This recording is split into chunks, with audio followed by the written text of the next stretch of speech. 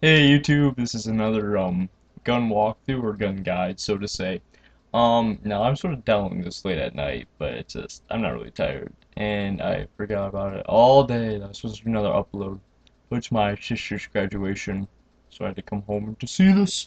Um, but anyway, I'm gonna be discussing the British L86 assault rifle. Um, now. This gun dates back all the way to 1963. In 1963, the British were competing for the Bullpup industry competition. They wanted to develop, gotta do this again.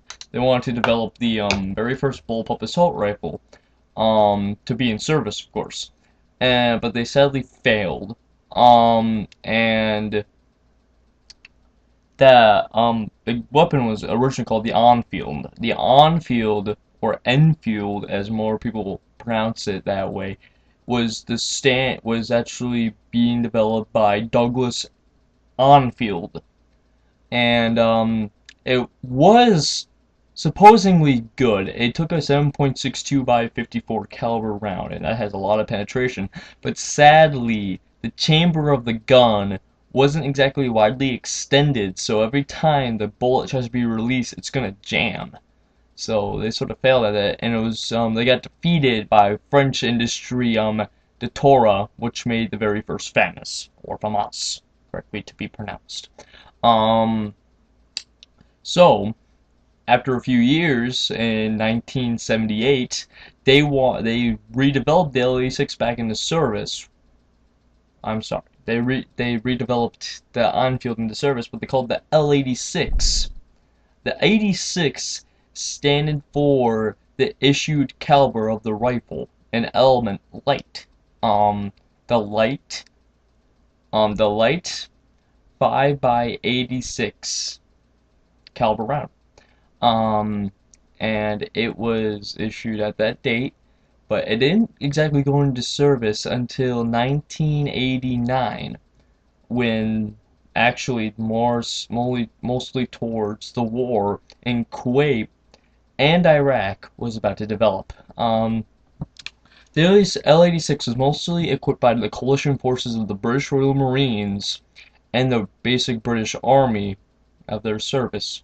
It also was in service as with the United Nations, because it won the competition in 1991 for the UN's proper weapon of use, because of the caliber had nice penetration, but also had good speed and density.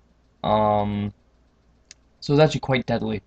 Now, the most greatest thing about a bullpup rifle is the interchangeable barrels. So the L86 wasn't just an assault rifle, it was also a submachine gun. The L84, I believe. The L84 was the lower variant. They always went by lower variants. The L85 was the light machine gun. L86 was the assault rifle. L87 was the heavy machine gun. So they went by the round. They always increased the round by at least a 1 millimeter scan, which that basically puts a little more gunpowder in each caliber. Um, so yeah, they made a lot of models for it. Um, Now, as I say again, you can have interchangeable barrels, but also the most craziest thing about this gun is the automatically built in with an ACOG scope, because of this. The range of this gun was crazy, because the only downfall of this gun was the fact that it couldn't really be a CQB use. It couldn't go for close counter combat. It was always meant for range and urban battle, that and desert. So that's why they put that inner ACOG scope into it. And it was a bi-4 scope. It was called the interloop scope, and it was a British design scope, and it's still only ACOG scope built today. So it was a very, very badass scope. It really was, because they use it for mostly the light machine gun as well. It had the built-in on the light machine gun. Um, Now in some games, like in Modern Warfare 2, the machine gun had the rail sights. Realistically, no. that it's not supposed to have that, to be honest. But actually, like in Modern Warfare 3, when they came back with the L86, that was actually a little more close because what they actually did was they put the Royal Marine rail sight of the L87 onto the LSW L86, which is the L87, and that's like okay, that seems legit at least. So yeah. Now like I said, that again, the caliber is very odd. That's the only caliber made for a certain type of weapon of the L series, the L86. The 5x86 times 57 caliber round. Only specific for range. But yeah, it was mostly used for every single caliber of the gun, except when they put it by a millimeter. So put 1 unit of gunpowder in each gun. The L84,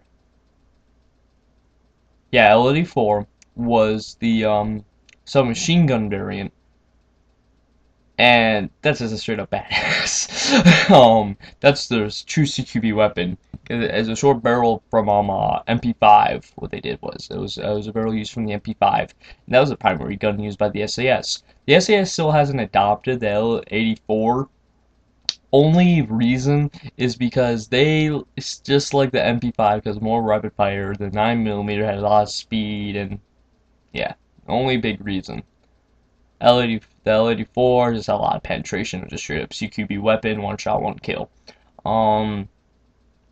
But then now they left the number out of the L85 because the L86 and L85 share the same exact thing, but the L85 is more of the marksmanship role of the L series. It has a more longer and heavier barrel on it.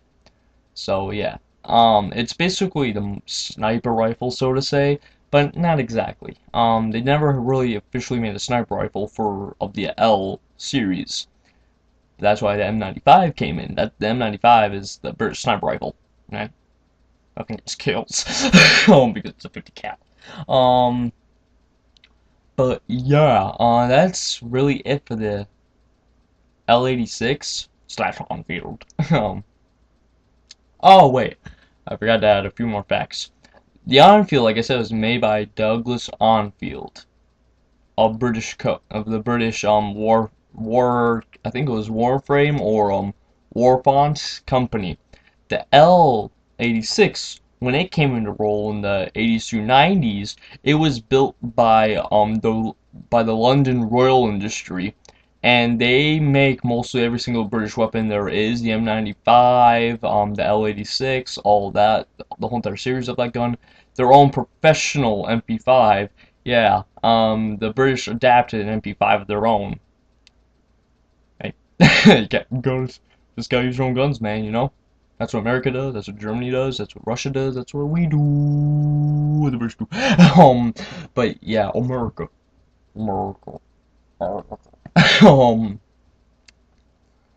Yeah, so overall, the L86 series is a hard kickback machine used for the British Army and United Nations, that and NATO.